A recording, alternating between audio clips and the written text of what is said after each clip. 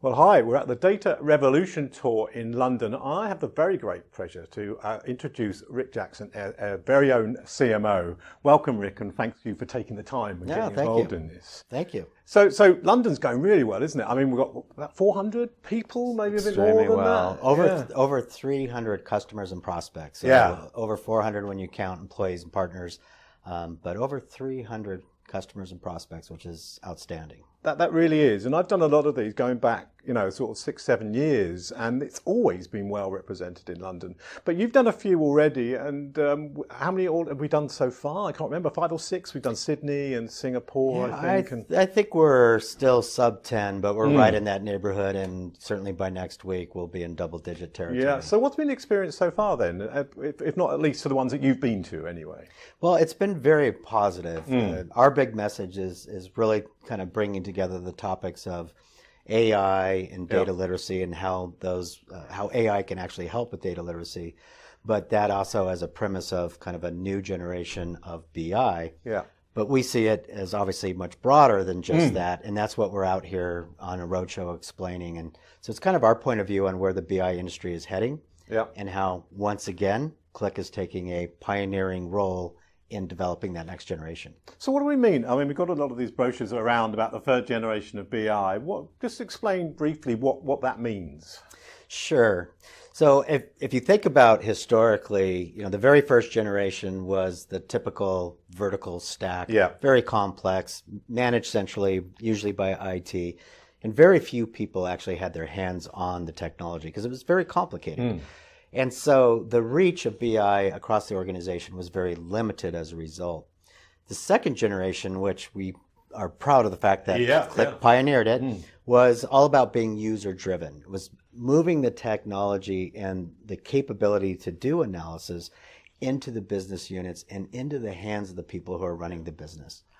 And overall, that's evolved to become self-service, data visualization, et cetera. It's been a very successful movement. Oh, absolutely, yes. But we think there's more that can be done.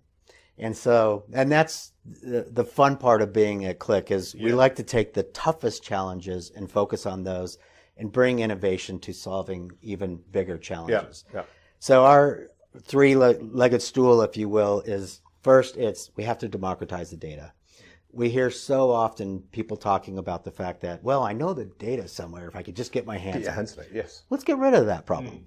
Let's make data accessible and analytics ready so that people can move to the task of doing analytics. The second leg is then most people who interact, even with Qlik solutions today, are doing so by looking at a pre-made dashboard. What we've found by doing research is that most people don't actually feel comfortable doing anything further with the data. They don't understand how to really work with data. Yeah, and that's because they don't understand it, do they? That's right. They know it. They can see a number, they can see a dashboard and say, wow, that's very good, but they can't argue with that or analyze it any deeper. Go deeper. Ask the next question and find the next answer. Yeah. That's what we need to move to as a society, really. We've got to get to the point where people are just comfortable with data as though it's just another language we speak.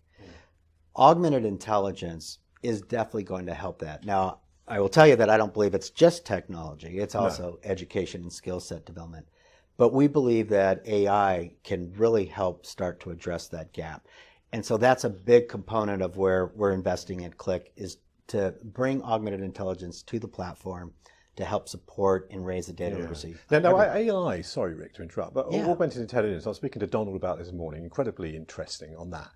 It's only really going to work, isn't it, if we talk about being data literate. You can only augment if you understand what the data is. What's interesting to me is if you project forward where we think it's going. And the fact that you can do so much more with the machine side of it is we're going to see a reverse of the paradigm where it literally becomes a conversation where we talk and ask questions, and the machine answers us through visualizations. Whereas today, we take the active role of creating visualizations to try and understand what's going on in the data, and then dig deeper by creating more visualizations. as opposed to just a conversation about data where the machine does all the heavy lifting. That's why you have to improve data literacy to make everyone more comfortable asking the questions, looking at the answers that are coming back and saying, well, wait a second, what about this? Or can you show me this juxtaposed against that? That is going to come through improved data literacy, and then we're going to let the machine do more and more of the work. That's really the future of the BI industry. So where are we now? We'll talk about the program that Jordan and yourself launched today in a little while, and the detail on that. But where are we now with data literacy? Are we way, way behind, or we are? Yeah, we are. We are smack dab in the middle of the digital era. Yeah, and the output, the natural resource of that era, is data. And we can only achieve real value when we harness the value of data. So with that as the backdrop, it's surprising that in the research that we've done at Click, working with outside organizations, we surveyed over 11,000 people globally across Europe, North America, and Asia.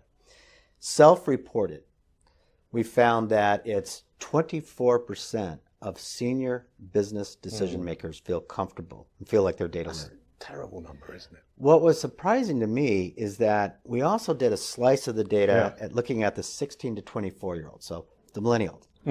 These are people who are growing up digitally. That doesn't necessarily translate into being data literate.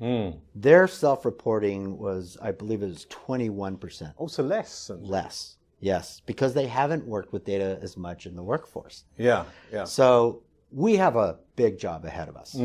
There's a lot that needs to be done to kind of start to close that gap, because given that data is the strategic asset in this era, we should all be much more comfortable working with it. Yeah, and it's just something that everyone should be worried about. It's not like a Click thing, is it? This is everyone much bigger needs to be knowing about this. So give us a bit more detail then around what was launched today on the data literacy program. Yes, this is just the very first step of a long journey, but many people at Click have been working on this for actually a year now. So this is an exciting day for us.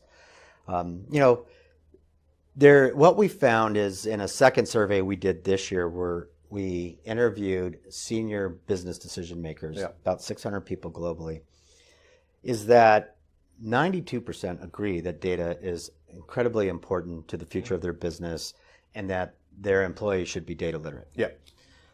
Only 17% have programs in place to try and improve data literacy amongst their workforce.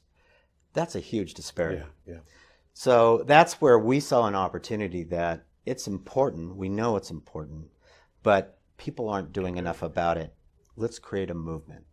And that's the cool thing about the Data Literacy Project. This is not a Click program. This is not a marketing program. This is hopefully a grassroots movement where several companies have come together to help launch this, to get it started, to create the community around the dataliteracyproject.org, to share stories, best practices, create educational content, assessment tools that people can use, that organizations can use over time. Really, our goal is that as this continues to grow and blossom, is we want to improve data literacy across millions of people globally. This is a very ambitious project with very ambitious goals, but I think the timing is right. The world needs something like this. So we're kicking the ball, and hopefully other people will then join in. And we're going to kick it and probably kick it a few more times to keep it rolling. But the success of this movement will be based on really a community membership growing and driving the future of this. Yeah, and I've thought about some of our CSR work that we're doing now, and data isn't just for the large corporate organizations. It's not for the pharmaceutical companies of this era. It's also for the med-airs and the We See Hopes who are helping people out there, in Africa and so on. And data is literally everywhere, and it's great that it sits in as that as well. Yeah. Well, in fact, I would even go a step further and to say that I think as citizens of the world, we should all improve our data literacy. We can't just take things at face value anymore. We've kind of proven this over and over again that people will skew data if we as citizens just consume what we're told, we're in a big world of trouble. Yeah. We need to be comfortable to ask the right questions, to dig into the data, to look at the data, and also have thoughts of our own about it. There's a lot of false news out there, as they say. They would say, and one would not argue. No, one would not. It's very obvious around here and right in front of us about the new branding of Click, which we launched a little while ago. How has that been going? I love it, by the way. I think it's excellent. Well, thank you. Real step up from. It was good before, but it's better now. How's that been going so far, and what's been the feedback that you've been getting around it? Yeah, I think, again, another fairly ambitious project to take on a rebranding of a company. And again, I think it was time. We set out to really transform Click and how we're thinking about really the whole analytics space, moving from being a transactional tool and platform to being really an end-to-end data and analytics platform. And so I think it was important that we signal to the market that this is a new Click, the new chapter of Click, if you will. And nothing does that better than the brand. I think our brand was great for the time that we had it, but now we needed to stretch our wings a little bit more. And we also found that while we had a strong visual brand, we never really set out to define what is our kind of our attitude, our tone, and our voice. And when we started doing the analysis on this project, it literally, if you read 100 pieces of content from Click, it sounded like 100 different people wrote it. Yeah. The point of a brand is to create an identity for the company.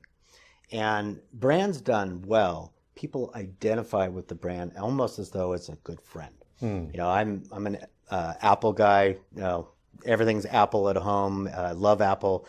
And Apple is a brand that speaks to me. I feel like it's my buddy, Even to their packaging, I found that every component of it. You don't always need an Apple product, but you want it because of the experience from box to using the product and the website and everything. And that's why branding is so very important. You obviously know that. It's critical, yes. And we want people, when they think of Click, to think of what we stand for. And that's what the brand represents. I also think it's an advantage that with this project, we created more flexibility in the brand. Yes, yeah. So we're not all stuck just using green and There's a lot orange. more colors now, isn't there? More colors, a little bit more flexibility in the palettes and everything, which gives us more creativity, as you can see. So pretty excited about it. Yeah, I think so too. So where are you? You're going to the Paris one next. That's tomorrow, isn't it? Tomorrow's Paris. Yep. That will be the end of my European tour. But, okay. And then you're back to the US, and then you'll be going to some of the US tours as well. Because we kick off in the US next week, and in total we'll have hit 20 cities globally. Attendance at every one so far has actually set a record, I think, for us. So we've done extremely well. But what's also nice is that the teams have focused on bringing in more senior level people. Yeah. So we really focus the invitations on more executive, senior level decision makers, an audience that we don't typically get in front of a lot, because again, this is kind of the coming out tour of the new Click. How we're thinking about things. So we wanted to reset people's mindset at more of the senior levels that can drive bigger decisions and hopefully over time standardization decisions around analytics platforms. Yeah, that would be ideal. Well, Rick, thank you for taking the time. I know you're exceptionally busy, and it's been great to finally tie you down on the spotlight seat. Been an absolute pleasure. Yes, take care. All right, thanks, John. Thank you.